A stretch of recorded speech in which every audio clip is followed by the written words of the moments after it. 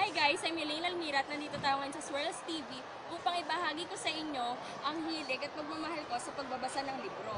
So bata pa lang ako, mahilig na ako magbasa ng libro. 5 years old ako nung natuto ako magbasa ng mga dyaryo, magazines, tapos lalong lumalim yung pagmamahal ko sa pagbabasa nung nag-turn ako ng high school. Tapos, ang una ko nabasa, yung Princess for Hire ni Lindsay Liavit.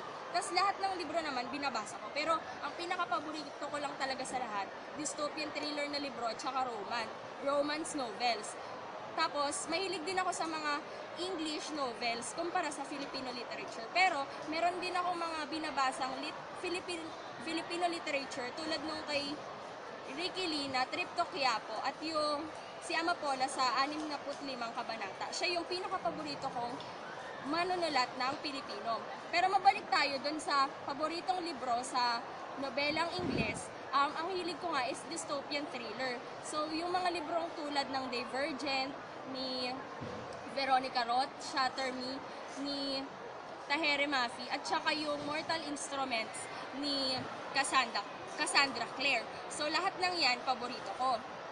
So, bakit nga ba ako nagbabasa? So, yung pagbabasa sa akin, parang parte na siya ng buhay ko. Kumbaga, ito yung passion ko sa buhay. Bukod sa kapaligiran ko ngayon, tulad ng nakikita nyo sa paligid ko, pagbabasa rin yung pinaka-importante sa buhay ko. Yung mga libro ko, yung pinaka-mamahal ko. Bale, sa bahay namin, meron akong library sa kwarto ko. Mini library lang siya. Meron akong shelf, tapos nandun yung mga libro ko. Almost 50 na siya at sobrang masaya ako kasi lahat ng yun, galing yun sa sarili kong pera. Sa sarili kong pagod at pawis.